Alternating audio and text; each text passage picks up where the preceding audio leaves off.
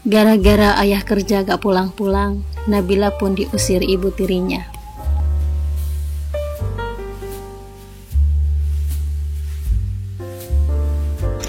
Kisah cerita ini menceritakan tentang seorang anak yatim yang diusir oleh ibu tirinya. Gara-gara si ayah pergi kerja, tapi setelah bertahun-tahun, jangankan mengirimkan uang, memberikan kabar beritanya pun tak pernah lagi. Karena keadaan ekonomi yang sangat sulit, si anak pun terpaksa harus bekerja mengumpulkan barang bekas demi untuk mendapatkan sesuap nasi. Karena si ibu yang mengharapkan bantuan nafkah dari si ayah, malahan sebaliknya dia mendapatkan beban untuk membesarkan anak suaminya itu. Di suatu hari, si anak baru pulang dari mencari barang bekas, tanpa babi ibu lagi karena memang sudah sangat lapar. Dari pagi belum sarapan, dia pun langsung membuka tutup saji dan langsung mengambil nasi, beserta sayur. Karena memang hanya itu yang ada di dalam tutup saji itu. Kita sebut saja Nabila, bukan nama sebenarnya. Setelah mendapatkan nasi dan juga sayur, Nabila pun keluar. Dia berniat mau makan di luar. Karena di dalam terlihat ibu tirinya sedang tertidur pulas. Mungkin setelah masak, mamanya itu kecapean. Jadi Nabila pilih makan di luar saja, supaya tidak mengganggu ibu tirinya yang sedang tertidur itu. Sesekali Nabila terlihat menengok ke arah pintu rumah. Nabila terlihat seperti sedang ketakutan. Nabila pun menyuap nasi dengan agak tergesa-gesa. Sementara di dalam, ibu tirinya yang sedang tidur tiba-tiba saja terbangun.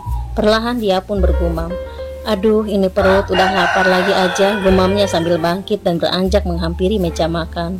Alangkah terkejutnya ia ketika dia buka tutup saji itu, namun di dalamnya sudah kosong melompong.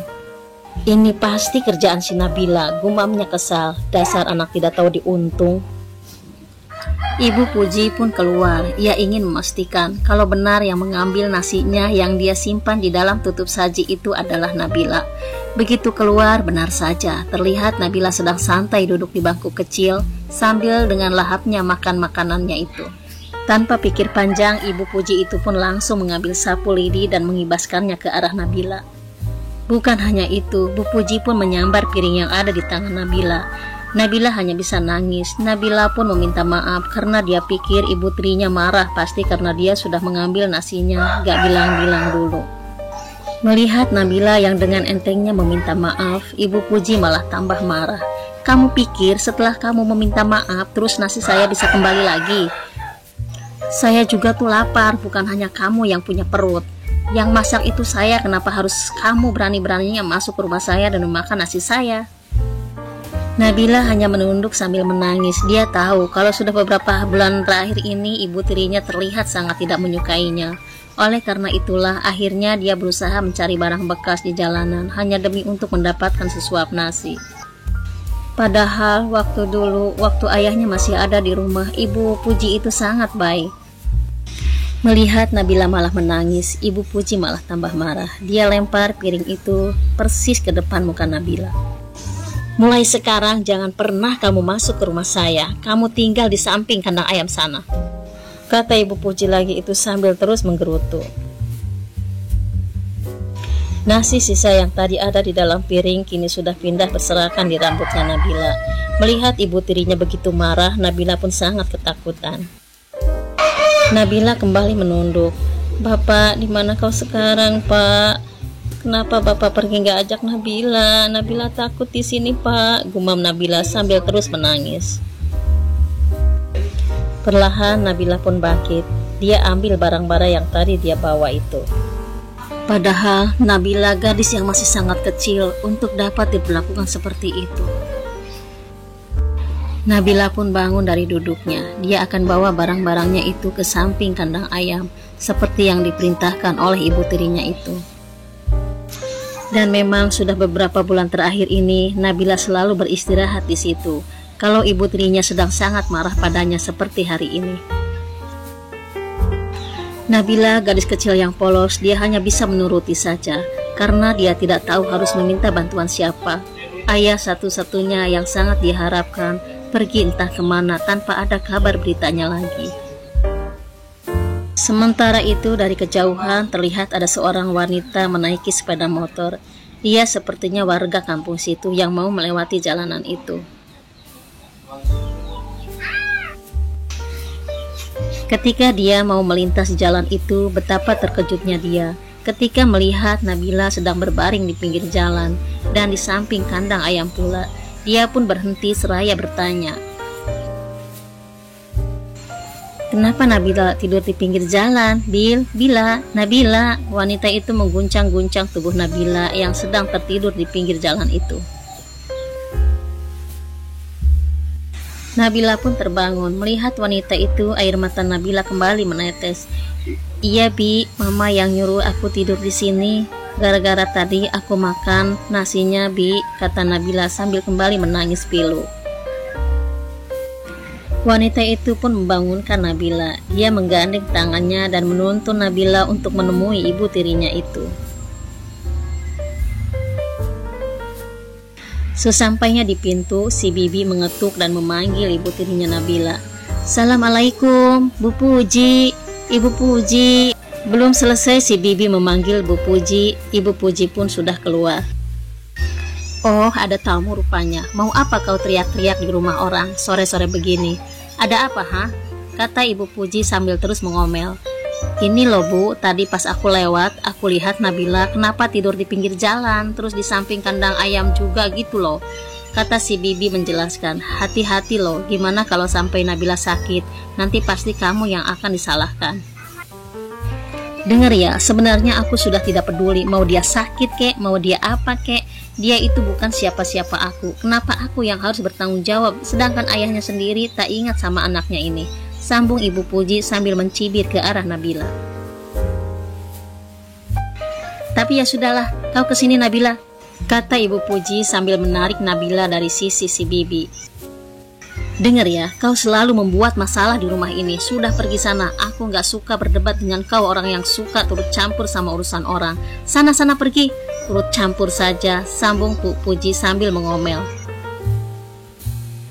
Karena tak mau berkepanjangan, si Bibi pun akhirnya pamitan. Dia sangat tahu watak ibu tirinya Nabila itu. Tapi sebelum pergi, si Bibi wanti-wanti, jangan sampai Nabila tidur di samping kandang ayam lagi. Si Bibi itu pun pergi, tapi sebenarnya hatinya belum yakin dengan kelakuan ibu tirinya Nabila itu. Dia merasa sangat kasihan dengan nasib Nabila setelah ibunya meninggal 2 tahun yang lalu. Ayahnya menikahi Bu Puji, tapi setelah 2 bulan menikah, ayah Nabila pergi kerja ke luar negeri. Tapi sampai hari ini tak pernah ada kabar beritanya. Setelah si Bibi pergi, Ibu Puji bukannya membaik, dia malah semakin marah. Nabila pun dimaki-makinya. "Gara-gara kamu ya, sekarang aku di mata tetangga jadi gak ada baik-baiknya." Nabila pun ditariknya sambil terus mengomel-ngomel. Ibu Puji itu pun menyuruh Nabila membawa semua barang-barang yang tadi ada di samping kandang ayam itu. Sambil terus menangis, Nabila mengikuti apapun yang dikatakan ibu tirinya itu. Karena Nabila memang sudah tidak tahu harus berbuat apa lagi. Karena di kampung itu dia sudah tidak punya siapa-siapa lagi. Dia hanya bisa pasrah dengan apapun yang diperintahkan ibu tirinya itu. Setelah semua barang-barangnya dibawa, Ibu Puji membawa Nabila ke samping rumah, dan di sana ada sebuah kandang kambing yang sudah lama kosong. Sambil terus mendorong Nabila, Ibu Puji itu pun berkata, "Mulai sekarang ini rumah kamu, dan kamu jangan pernah masuk rumah saya lagi. Asal kamu tahu, kamu itu bukan anak aku, kamu itu bukan siapa-siapa, tahu?" Nabila hanya bisa menangis. Bapak, di mana kau? Bilang mau ikut Bapak aja," gumam Nabila sambil terus menangis. Nabila pun terus menangis. Dia hanya bisa memanggil-manggil nama ayah dan ibunya. Karena hari sudah mulai malam, tak terasa Nabila pun tertidur pula di kandang kambing malam itu. Di pagi harinya Nabila terbangun. Dia merasakan perutnya keroncongan. Nabila bingung, dia harus mencari makanan kemana. Karena ke rumah Ibu Puji itu sudah tidak mungkin lagi, pikirnya dalam hati. Karena sudah tidak ada pilihan lain dan perutnya pun semakin keroncongan, Nabila pun beranjak dari tempat itu. "Aku harus mencari makanan," gumamnya dalam hati sambil mengumpulkan semua barang-barangnya. Dia pun berjalan menuju rumah Ibu Puji. Dasar Nabila anak kecil yang polos, dia pun malah kembali ke rumah Ibu Puji. Sesampainya di depan rumah Ibu Puji, dia pun memanggil-manggil Ibu Puji. Nabila masih berharap kalau Ibu Puji mau memberinya sedikit saja makanan untuk mengganjal perutnya hari ini yang sudah sangat kelaparan. Ibu Puji pun keluar seperti biasa. Jangankan memberi makanan Nabila, lagi-lagi dengan penuh kebencian Ibu Puji ngomel-ngomel gak karuan. Kamu itu ndablek banget ya. Sudah saya bilang kamu itu bukan siapa-siapa saya lagi. Masih kesini-sini aja. Susah banget dibilanginnya. Asal kamu tahu saya tuh mau nikah lagi. Percuma nungguin bapak kamu tuh. Mungkin bapak kamu tuh sudah mati. Sambil terus meneteskan air mata, Nabila menoleh ke arah barang-barangnya yang dilemparkan ke halaman. Ibu Puji masih terus mengomel dan mencaci maki Nabila. Semua barang-barang Nabila pun dilempar ke halaman rumahnya. Perlahan Nabila keluar dari rumah Ibu Puji itu. Dia mengumpulkan semua barang-barang yang berserakan di mana-mana. Setelah semua barangnya terkumpul, Nabila pun pergi. Melihat Nabila pergi, Ibu Puji itu pun masuk ke dalam rumah sambil terus menggerutu. Bapaknya aja nggak peduli kok, ngapain aku repot-repot ngurusin anak orang. Cari makan buat sendiri aja susahnya setengah mati. Nabila terus berjalan menyusuri jalanan. Dia pun sampai di depan sebuah rumah makan. Nabila perutnya yang sedari tadi keroncongan, begitu mencium aroma makanan dari rumah makan itu, rasa laparnya semakin menjadi-jadi. Nabila pun memberanikan diri mendekati rumah makan itu. Untuk beberapa saat, Nabila hanya bisa berdiri mematung di depan pintu rumah makan itu. Sebenarnya ia ingin sekali dia meminta sedikit makanan saja. Namun belum juga sempat bicara, seorang wanita di dalam rumah makan itu sudah mengusirnya dengan mengatakan kalau di rumah makan itu tidak ada botol-botol bekas yang sedang dicari Nabila. Nabila pun pergi. Dia terus menyusuri jalan sambil sesekali mengambil botol-botol kemasan kosong yang berserakan di pinggir jalan. Dia masih berharap kalau barang-barang bekas yang dia kumpulkan hari ini bisa dijual dan uangnya bisa untuk membeli nasi bungkus di pinggir jalan tadi. Tapi di saat dia mulung, tiba-tiba dia teringat dengan ibunya. Sudah lama sekali dia tidak pernah lagi pergi ke tempat pemakaman ibunya itu, sejak ayahnya meninggalkan dirinya bersama ibu tirinya itu. Setelah beberapa lama perjalanan, akhirnya sampailah di tempat yang dia tuju, yaitu sebuah pemakaman umum yang berada di tengah perkebunan, yang sepertinya sudah lama tidak terurus. Begitu sudah dekat dengan pusaran ibunya, Nabila seperti yang sudah tidak bisa menahan lagi rasa rindunya. Nabila pun berlari. Ibu, Bila kangen bu, Bila sangat kangen bu, Bila pengen ikut ibu. Bapak sudah tidak sayang lagi sama Bila bu, Bila sendirian bu, Bila mau sama ibu aja. Bapak sudah lama pergi, nggak pernah balik-balik lagi bu, Bila di sini sendirian. Bila mau ikut ibu aja, Bila takut sendirian bu. Nabila pun terus menangis dan terus mencurahkan hatinya di atas pusara ibunya itu. Itulah cerita seorang anak yang sangat menyentuh hati. Sekedar pesan untuk para laki-laki, kalau kalian punya anak, tolong sayangi anak-anak kalian. Terima kasih. Wassalamualaikum warahmatullahi wabarakatuh.